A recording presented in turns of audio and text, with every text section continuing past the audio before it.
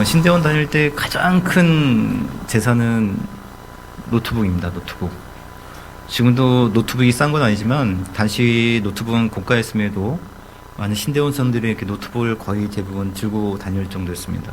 워낙에 배우는 과목 수가 많은데 숙제가 많으니까 어디서든지 숙제를 좀 해야 됐었고, 또 이제 인터넷을 통해서 그때 막 모든 것들이 활성화됐는데 학교 컴퓨터가 제한되어 있기 때문에 인터넷 여러 가지 조사를 하려면 결국에 이제 노트북이 필요했기 때문에 많은 사람들이 노트북을 갖고 있었던 그러한 이제 시대였거든요.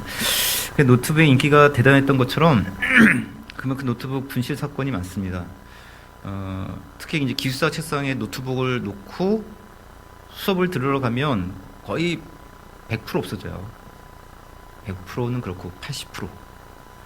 그래서 그것을 이제 기숙사 옷장이나 다른 데 숙여놓고 가면 한 70% 없어지는 것 같아요. 들고 다녀야 돼요. 누가 훔쳐간지 모르겠는데 하여간에 노트북이 없어져요. 문은 잠그고 갔는데 없어져요. 잃어버린 사람은 봤어도 도둑을 잡은 적이 한 번도 없거든요.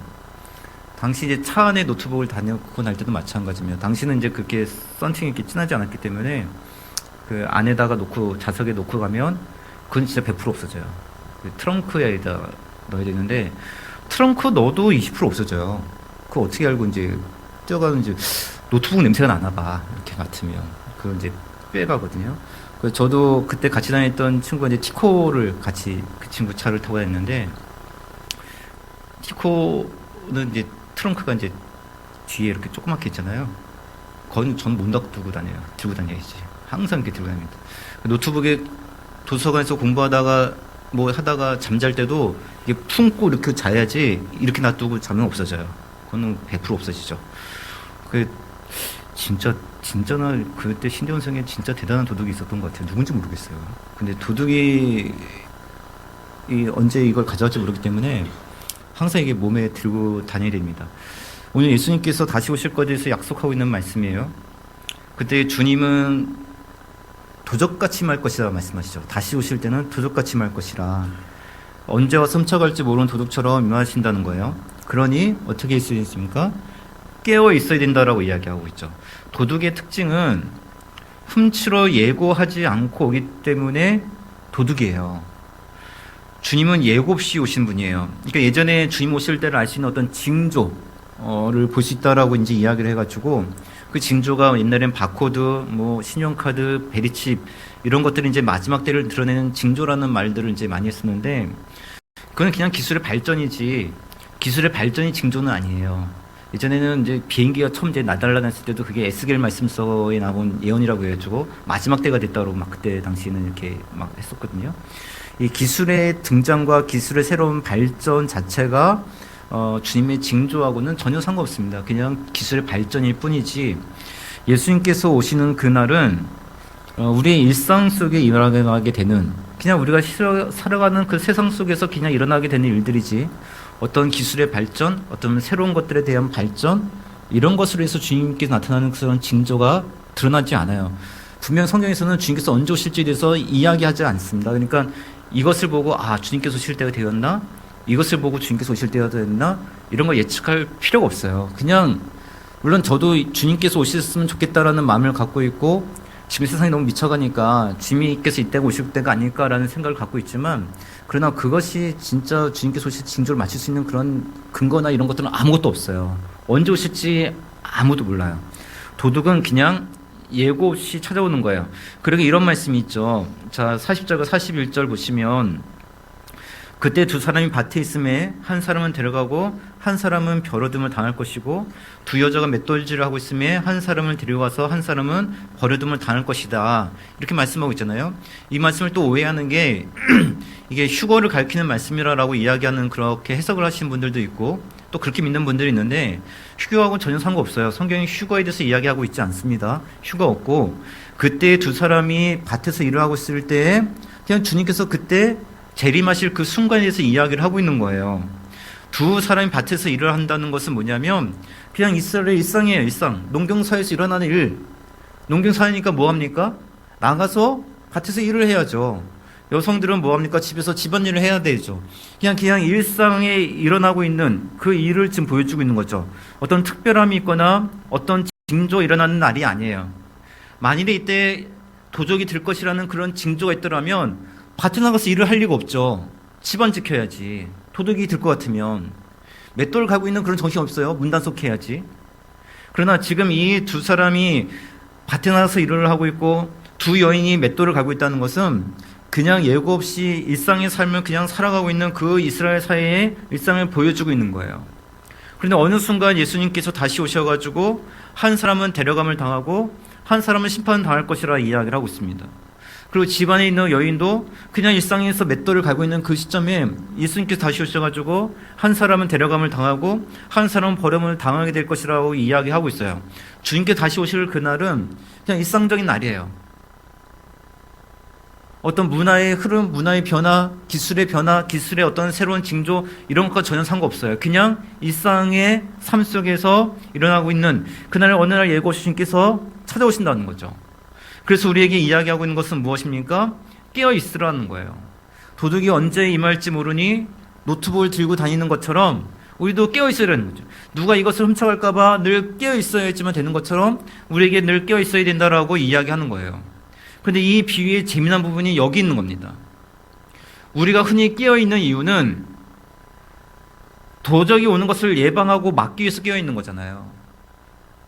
못 오도록 하기 위해서 깨어 있는 것이지만, 그러나 예수님께서 우리에게 깨어 있으라라고 이야기하는 것은 예수님께서 재림하는 것을 막는 것이 아니라 다시 오시면 우리는 맞이하기 위해서 깨어 있어야 된다라고 이야기하고 있는 거예요. 역설적인 구조가 나타나고 있죠. 도적이 오는 것을 막기 위해서 깨어 있어야 된다면, 그냥 무언가를 막기 위해서 깨어 있어야 된다면 그거는 굉장히 쉬워요. 잘 쌓은 다음에 잘 숨기면 되는 거예요. 노트북을 도적질 당하지 않으려면 이 노트북을 그냥 차 트렁크 깊은 데다가 숨겨놓으면 돼요. 그러면 잊어먹지 않아요. 노트북을 도둑질 맞지 않으려면 신대원에 안 갖고 가는 게 제일 좋아요. 그냥 집에다가 잘 보관하고 있으면 도둑질 당하지 않아요. 오히려 무언가를 도둑맞지 않기 위해서 숨기는 것은 쉬워요. 다른 사람들한테 아예 노트북이 있다는 거 들키지 않으면 돼. 내게 이렇게 좋은 것이 있다는 것을 들키지 않으면 돼. 보여주지도 않고 이런 것들에 대해서 알려주지도 않고 그냥 꽁꽁 숨기고 있으면 그러면 도둑질 당하지 않죠.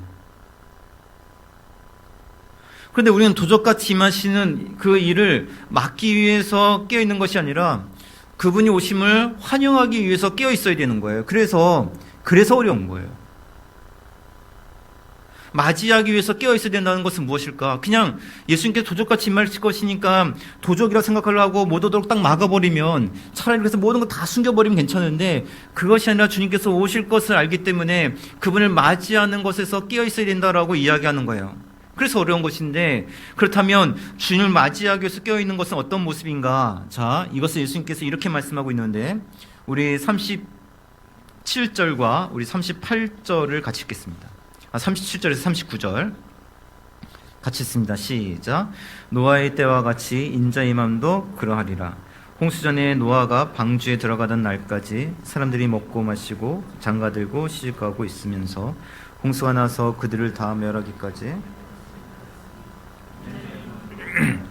자, 예수님께서 임하실 때는 노아의 홍수 때와 같다라고 이야기하고 있죠.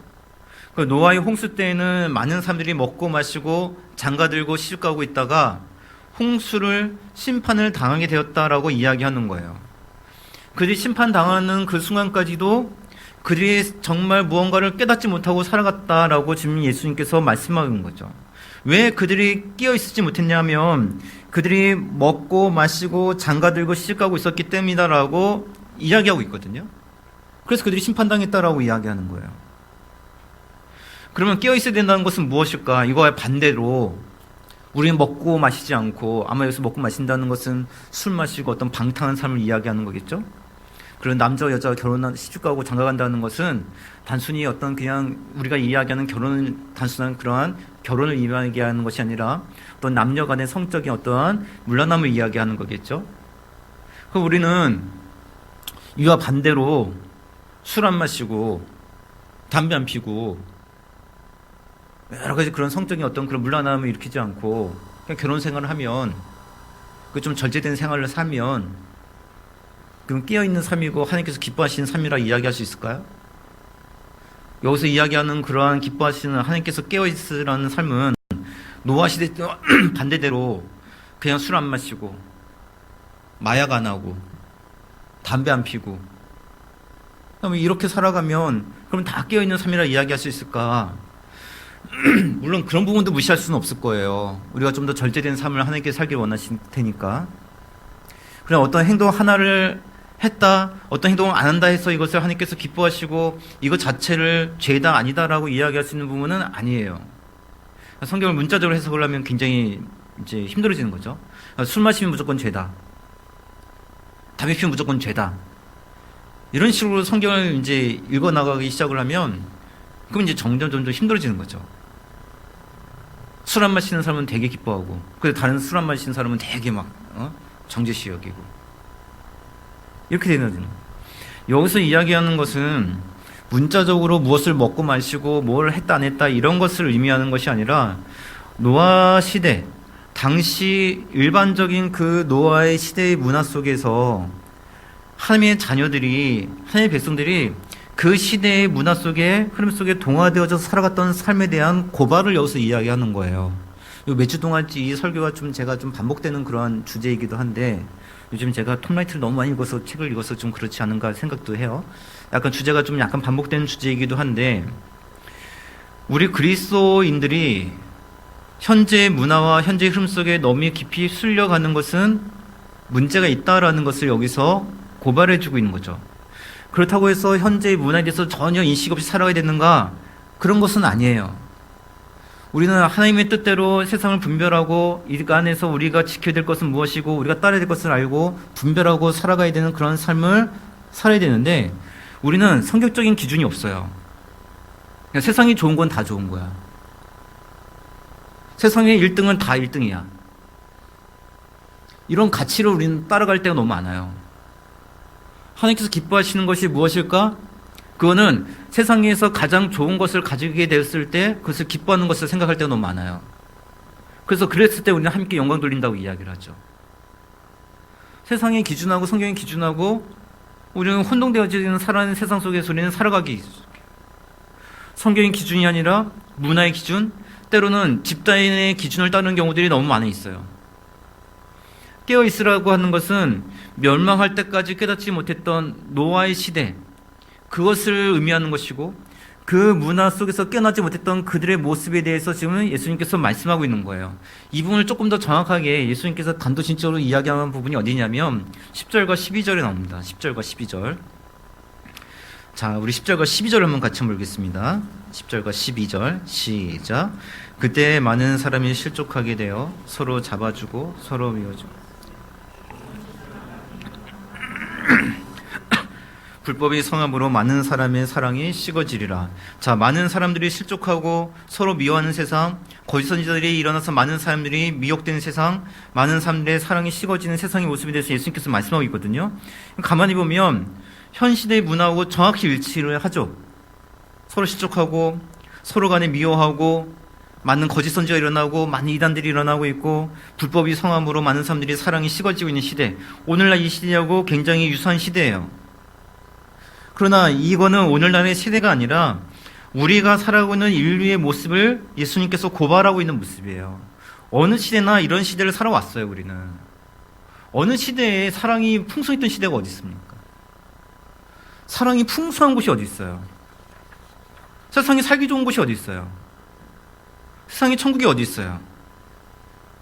우리가 살아가는 세상은 어디에나 서로를 향한 차별과 무시와 경멸이 있는 세상이에요. 그러면서 동시에 우리는 많은 것에 현혹되어지면서 살아가고 있는 거예요. 종교, 정치, 경제, 권력, 독, 많은 것을 우상하면서 그것에 현혹되어져가는 삶을 살아가고 있습니다. 이게 오늘날 시대가 아니라 어느 시대에도 마찬가지였던 거예요. 제가 그러잖아요. 어떤 친구가 호주에서 워킹 홀리데이 비자를 가지고 호주 가서 1년 동안 샀는데 너무 행복하다는 거예요. 제가 어떤 인터넷 블로그에서. 근데 5명이서 한 방에 살아요. 집에 살았을 때 한 방에서 자기 방이 있었는데 거기서 5명 사는데 그게 너무 행복하다는 거예요. 왜 그게 행복할까? 그건 거기서 살아가니까 기준이 낮아져서 행복한 것 뿐이에요. 우린 여기 있을 때는 우리 기준이 높아지거든요. 근데 거기 있을 때는 조금 백인들한테 차별받아도 그러려니 하고 살아요. 근데 여기서는 차별받는 거는 못마땅하게 여긴단 말이에요. 근데 여기서는 그러니까 만족이 없는데 여기서는 차별받아도 우린 동양인이니까 그런가 보다 하고 그냥 그렇게 살아가.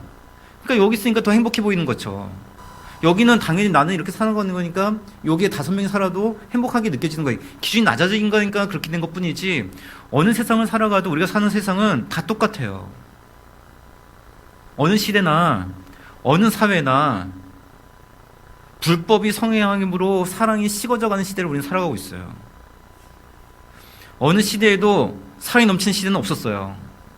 왜냐하면 어느 시대에도 사랑이 넘쳤다면 그것은 불법이 없는 시대니까. 사랑이 넘치면 법이 없어도 살 수 있는 거거든요. 그러나 불법이 넘친다는 것은 그만큼 사랑이 없다는 뜻이에요. 위로와 나눔보다는 적대와 상처, 인색함이 있는 세상을 우리는 살아가고 있다고요. 어느 시대나 어느 사회나 다 똑같아요. 근데 문제는 그러한 시대에 우리가 지금 젖어 들어가고 있다는 게 문제죠. 그러나 주님을 맞이하고 있는 깨어있는 삶이라고 하는 것은 무엇이냐면 바로 이러한 세대, 어느 시대나 다 이런 삶을 살아왔고 어느 시대나 다 똑같아요. 그러나 우리 그리스도인들은 그러한 세상을 살아가고 있지만 우리가 어디에 속해 있는가? 하나님의 나라에 속한 삶을 살아가고 있는 것이기 때문에 그래서 하나님의 나라가 임했다는 것을 믿고 살아가기 때문에 그 하나님의 나라에 속해 있는 삶을 살아내는 것이 우리가 회복되어야 될 삶의 모습이라는 거예요. 하나님의 나라가 도래했다는 것을 믿고 또한 이미 임했다는 것을 믿기 때문에 그 안에서 우리가 살아가는 그런 삶, 예수께서 우리의 죄를 모두 사해 주셨기 때문에 우리가 제약된 삶을 살아갔던 그 모든 모습들을 다 묻어버리고 이제는 새로운 그 하나님의 나라의 삶에 살아가는 그런 삶들이 오늘 우리 안에 회복이 되어진다는 거예요. 그게 깨어있는 삶이에요. 오늘 우리가 2019년 마지막 주일에 모였죠. 올해가 시작하면서 올해의 기대감과 소망을 적어가지고 기록한 분들이 아마 성탄절에 이렇게 뭐 받아주고 오셨을 거예요. 풍부영신이 나오셔가지고 한 해의 소망, 한 해의 기대감. 1년 전 우리는 어떤 생각을 하고 있었는지, 한 해 전 우리는 어떤 하나님의 바람을 갖고 있었는지 되돌아볼 수 있는 시간들이었을 겁니다. 우리가 기대하고 소망한 것들 가운데 이루어진 것들이 있어서 기쁘신 분들 계실 것이고 이루어지지 않아서 적잖은 실망감을 가지신 분들도 계실 거예요. 근데 한번 입장을 바꿔서 한번 생각을 해보자는 거죠. 2019년도 시작될 때 하나님께서 우리에게 어떤 바람을 갖고 계셨을까요? 하나님이 우리에게 어떤 기대감을 갖고 계셨을까요? 계속해서 우리는 세상 문화 속에서 똑같이 치열하게 살고 서로를 견제하고 서로를 경쟁하고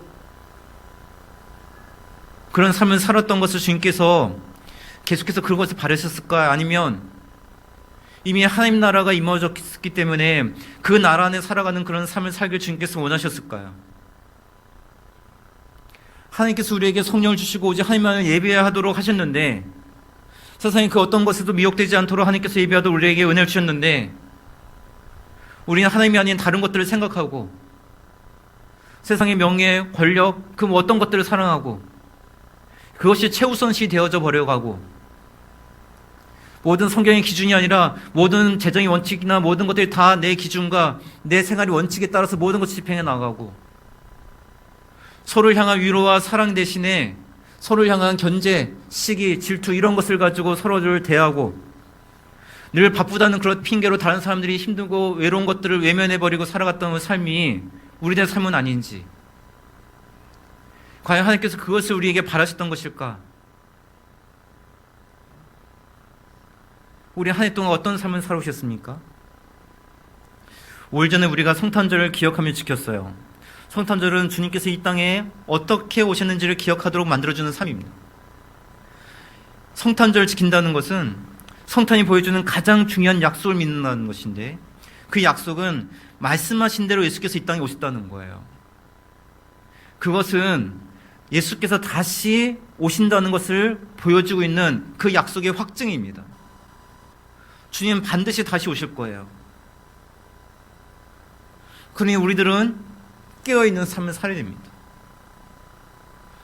우리를 향한 서로의 위로와 섬김, 누군가에게는 나가고 누군가에게는 위로가 나가고 누군가에는 권면이 나가고 누군가에는 어떤 사랑이 나가고 누군가는 무언가같이 나가서 비워져야 하나님께서 우리를 채우실 거 아니에요.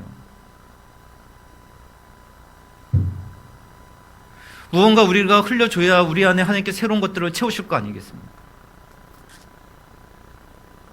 언제나 꽁꽁 싸매두고 노트북을 잘 숨겨두듯이 내가 갖고 있는 걸 꽁꽁 숨겨두고 그렇게 해서 하나님께서 공급하심이 없이 계속해서 내 힘으로만 살아간다면 그리고 이곳에서 예배를 드려야 될 이유가 뭐가 있겠어요? 하나님을 예배하시고 하나님이 전능하신 분인 것을 알기 때문에 그분을 따라가세요.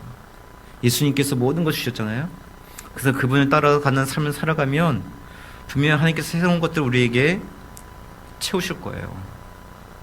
2019년도 마지막 주일이잖아요.